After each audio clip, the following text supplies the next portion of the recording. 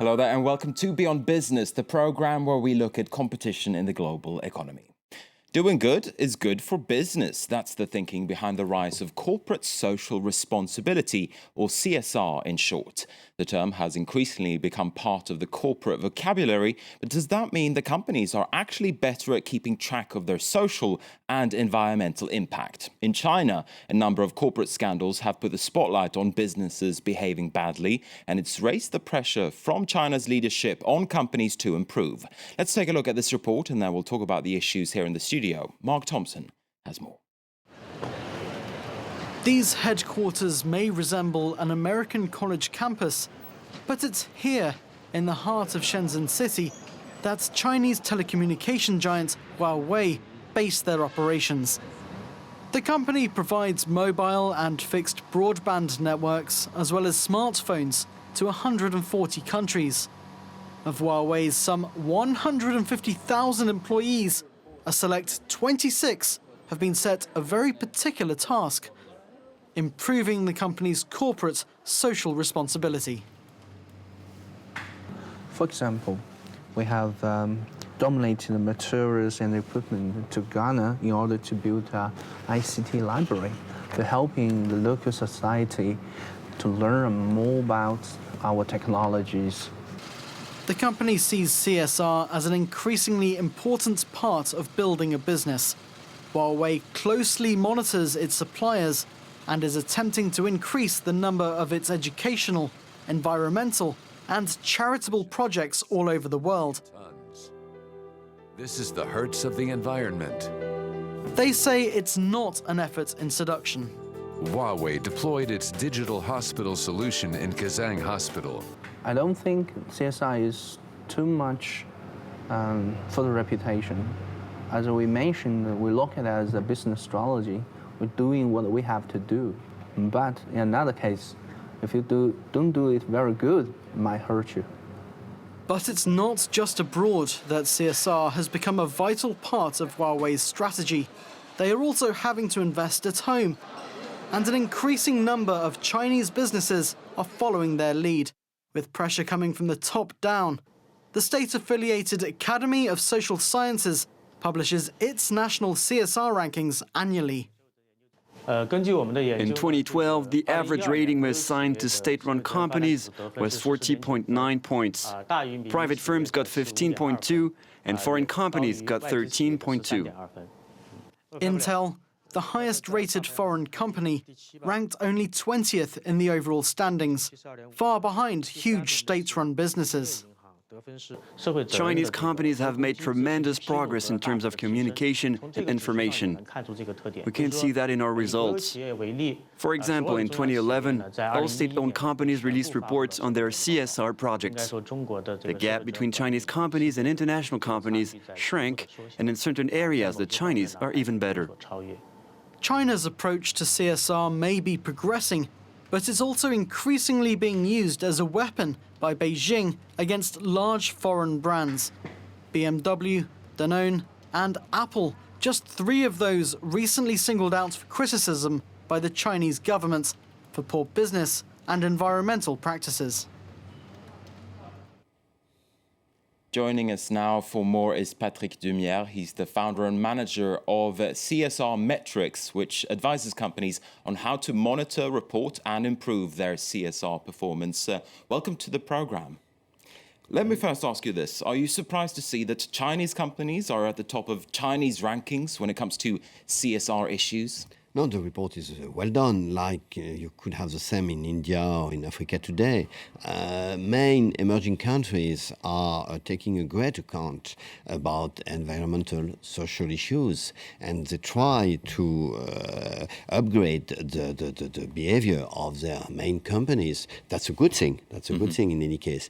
But the point is, the difficulty for us is to know how do you organize this rating, I was just going to ask, how do you measure corporate social responsibility in the first place? Well, there is a debate in the world since more than 10 years about that. And you have think tanks which propose, like GRI, Global Reporting Initiative, which propose a world system of rating. You have some international organizations which have proposed systems, some employers organizations like the World Business Council on Sustainable Development, and so on. So, but at the moment, there are many ways of rating, and that's why it's very difficult to see and to observe what is good, who is the best really, and to compare. Do you agree with what we heard in the report that Chinese companies have become better when it comes to being transparent on environmental and social issues? Do you agree with that? According to Chinese criteria, maybe. But it is done by a Chinese agency which has decided its own criteria. If you ask another agency which has Western or European criteria, the result will be completely different, surely, because we don't care to the same values, in fact. It depends if you give importance to human rights or to the other impacts, environmental impacts, and so on. Mm-hmm. So you see at the moment there is a consciousness, a very great consciousness about these issues, but we don't have the same tools. Do you agree with the concern voiced in the report that China could be using CSR issues as a weapon against some Western brands and some Western companies? As we use it also in the Western world as a weapon, because we have a debate at the World Trade Organization at the moment about that. Say, can we use social or environmental or local behavior of companies to control the capacity of this company to forbid or to accept or not to accept. And you have many battles at the moment about that. Mm-hmm. You know, to say, what other countries are sort of using the same weapons? What other countries are sort of walking in China's footsteps, if you will? Well, you know, at the moment, for example, we are very keen to observe the respect of the International Work Organization, the labor organization. That's very important. For example, everybody has in mind the question of the children work, for example. Or do you pay or do you have fair labor practices? You know, like we have recently in Bangladesh.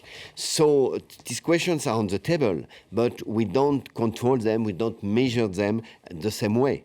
And we have many progress to do about CSR, about the way we control and we define the criteria of CSR. I want to take a step back and perhaps look away from China for just a moment and look at the wider issue here. Has corporate social responsibility issues, have CSR issues become a more integral part of doing business? Do business leaders now have to pay more attention to CSR than they used to? In China, for example, you can't be in the industrial place in Shanghai if you don't give figures about your CSR behaviors. The local authorities ask few results about that. So it becomes more and more, you know, a system of an incentive by the authorities to ask the companies to upgrade their behavior. Well, the Chinese do a real effort about that. They are extremely conscious about their environmental and social issues. Mm-hmm. But I would say that the Western companies in China, I saw them, have good practices. If Chinese authorities are then driving the development in China, what's driving the development in Western countries towards taking CSR more into account? Alors, it's taken in account through investments. The investors now take great care to that, and they have their own system to measure that, and partly through what we call the principles for responsible investment. Many investors now measure the social and environmental behavior of a company before investing. So now I would say that it is more common in the Western companies because the risks are really important for an investor. risk about the reputation, risk to be asked to pay after, and it takes now a great importance to that. So it's got a lot to do with being named and shamed, so to speak. That's right. That's right. Do you think that we are seeing a profound difference, though, when it comes to corporate responsibility and social issues? Are companies just paying lip service to CSR issues, or are they actually changing their ways and becoming better corporate citizens? What's your sentiment when it comes to that? That's the whole debate. That's why we need figures. We can't say this company is good because they give money, they do a lot of efforts. But what is really the issue of this company? Do this company correct or transform its way of doing business, really, and so on? That's why, all the discussion in the world today is about the way you measure these questions. It's very difficult to say that this company is bad or good. In any case, there is no good or bad company. In any company, you have good behaviors or bad behaviors, and both. So all the debate is today about this question of measuring. And how do you reach those global standards, and how do you set those global standards, and who should set them? There is a discussion between many organizations, between, I mentioned the GRI, the Global Reporting Initiative, which is a private initiative, but also through international organizations, United Nations, encourage, OECD encourage the convergence between the tools. For example, in Europe at the moment, we have a very strong debate between the Parliament and the Commission about the mandatory reporting about that and how we'll do that. In the next 5-10 years, this question will have been solved. But at the moment, everywhere in the world, we look the way we can measure, like it is in accountants. For accountability, now we measure the profits and the assets of a company normally with the same way, normally. So on what we call extra financial, there is a debate in the world how to do that. Okay, it sounds like it'll be a communal effort. Patrick Dumière, thank you very much indeed for speaking to us here at France 24. And with that, we're going to wrap up this edition of Beyond Business. Thanks for watching.